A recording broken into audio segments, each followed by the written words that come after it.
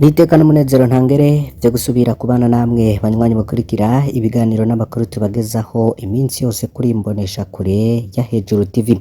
Uyu numwanya w'ayandi makuru agezweho tugiye kwibanda kuri politike ndetse n'umutekano w'igihugu c'u Burundi. Turi ku itariki ya 4 Nyakanga 2024, turabahaye ikaze aho muherereye hose. Numwanya rero wayagezweho ariko tugiye kwibanda ku nkuru idasanzwe irimo amabanga menshi mutamenye. General Adolphe Nshimirimana yoba yarazi ko yimirije kwicwa. Mu nkuru twabahaye mu kwezi guheze aho hari haciye n'imyaka 9 leta na General Adolphe Nshimirimana agandaguwe, twarabwiye ko hari amabanga atangaje bamwe mu bari begereye Perezida Nkurunziza boba barashize ahabona. Twarabwiye ko igihe cyo kuyashira ahabona kitaragera, n'ubu niko biri kubera ayo mabanga hari abo yoshobora gukwegera kandi bikomeye.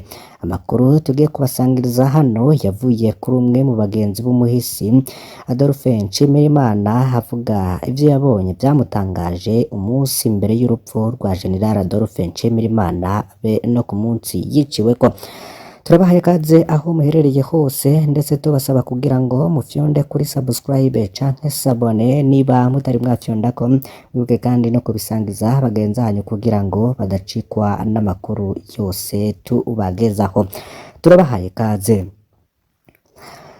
Umwe mu bagenzi ba Adolphe Nshimirimana yatuganiriye ndetse akadugezaho n'amabanga akomeye cyane. Yavuze ko Adolphe Nshimirimana yari yamubwiye ko amaze ukwezi abizi ko bagenzi be bashaka kumwica nkuko vyama, ndetse no kuri iyi mbonesha kuri ya Hejuru TV hamwe no kuzindi mbuga zigiye zitandukanye z'abaharanira agateka kazina muntu. Uwatanze amakuru izina ryiwe ntiritangazwa kugira ngo ntitumukwegere. Watanze iyo nkuru yavuze ko kwigenekerezo rya mbere kwezi k'umunani 2015 yagorobereje ku kirabo iwabo w'abantu ca Adolphe Nshimirimana. Ico gihe yari afise ubutumwa yarungikanywe na kimwe mu bihangange vy'ico gihe, ndetse ntituza kuvuga izina ryiwe. Yaramubwiye ati ndagusavye ubwira Adolphe ko bagira bamwice kandi ko ingingo yafatiwe mu bakomeye cyane. Jewe niyovyemera ndabimubwiye, ariko wewe aravyemera, mubwire basaze ariyunguruza muri irya Jeep Blinde. Waduhaye iyo nkuru yavuze ko hari haciye amezi make General Adolphe Nshimirimana hatswe kuraswa mu Kamenge.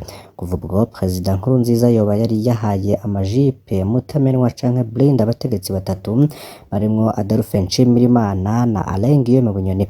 Bunyoni we yari yicaye yongereza umutekano wiwe, yongeramwo izindi modoka mu zimugendanira. Abo bandi bose baciye batangura kugendera muri izo jipe. Adolphe Nshimirimana we yayigenderamwo mwijoro gusa atashe ku murango, rero yabandanije kugendera muri camionette double cabine yahora yiyunguruzamwo. Waduhaye iyo nkuru yavuze ko vyamugoye guha ayo makuru Adolphe Nshimirimana uwo mugoroba.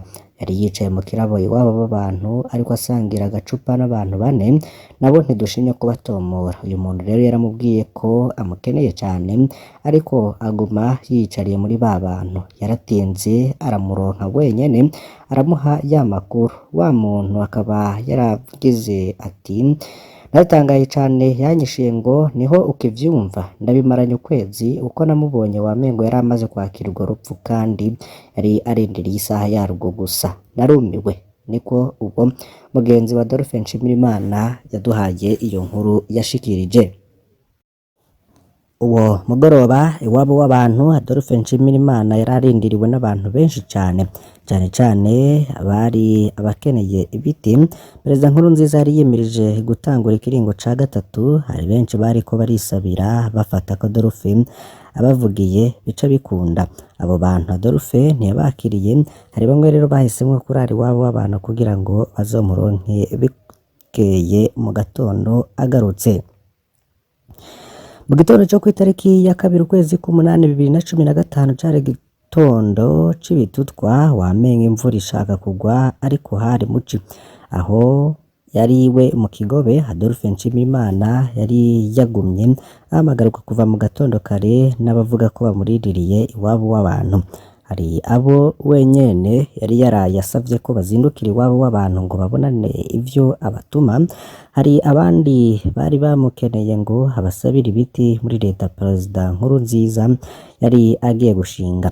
Adolphe yavuye aho yaba mu Kigobe hafi isaha 2 z'igitondo azi ko agiye iwabo w'abantu, akaca aja ahandi hantu kubonana n'abandi, hanyuma akaca anyuruka ku kirimba kwa Perezida Nkurunziza kumubwira ivyo yaganiriye nabo bose. Hano rero harakenewe n'amatoza yimbiza ku bijanye n'uyu mubonano yategerezwa guca ajamwo ku kirimba c'umukuru w'igihugu.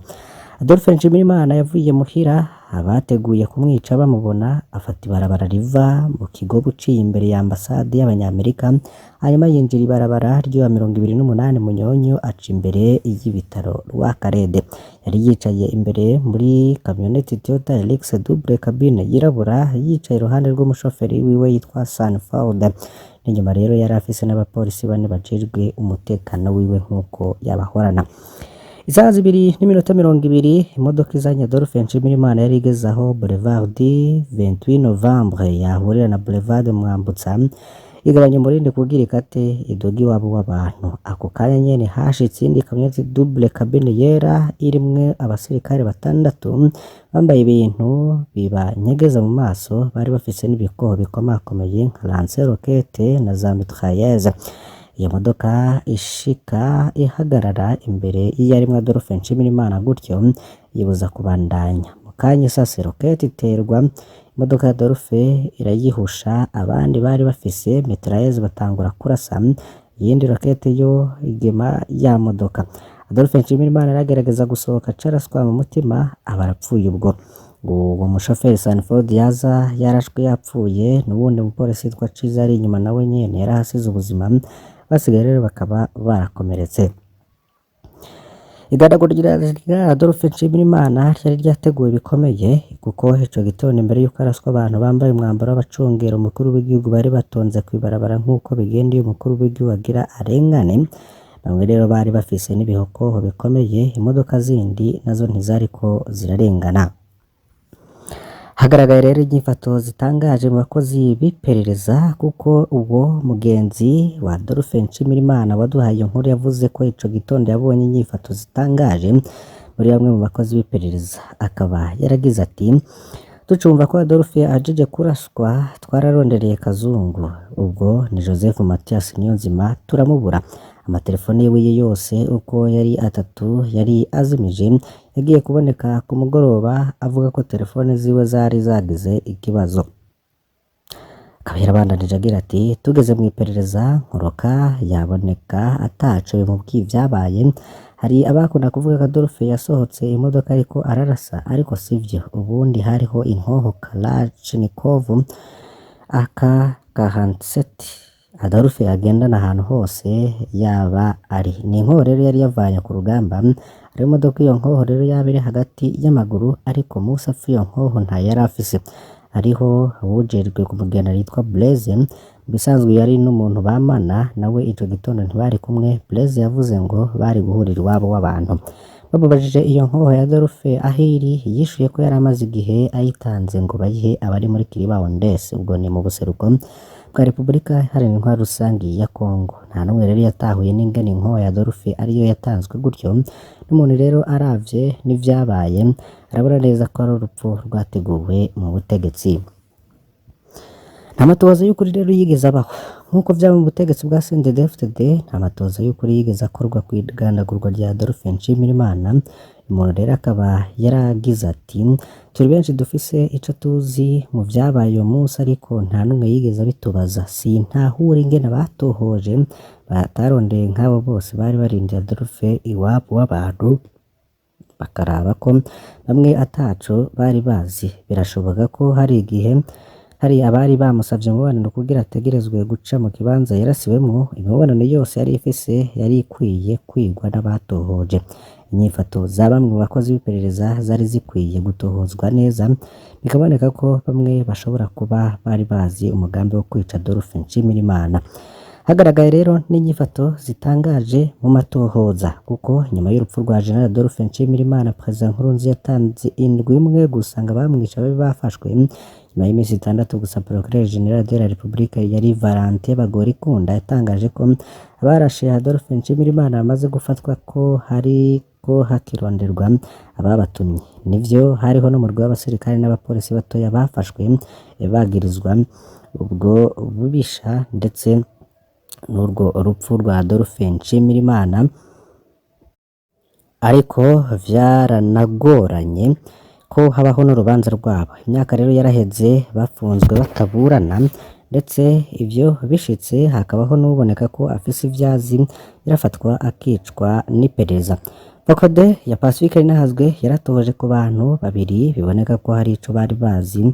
Umwe yaranyurujwe n'iperereza bugwirengero, ubundi yasohowe ibohero rya Gitega aricwa. Boneka ko ubutegetsi butari bukeneye n'ufise icazi ko aja mu rubanza ahubwo aricwa. Bareke rero vyarayinaniye kwerekana uruharaha rw'abafashwe kugeza ubu rero n'urubanza rwabo ntirurahera. Bamwe Valentin Bagorikunda yavuga ngo baracaronderwa, ngo nibo bategetse iryo gandagurwa, vyahereye ngaho yabivugiwe ata n'umuntu n'umwe yasubiye no kuronderwa. Aho rero yaburana General Alain Guillaume Bunyoni yavuze ko abishe General Adolphe Nshimirimana batigeze bafatwa. Yavuze kandi ko igihe wenye nahunga baje kumusaka yanse kwicwa nka Adolphe Nshimirimana.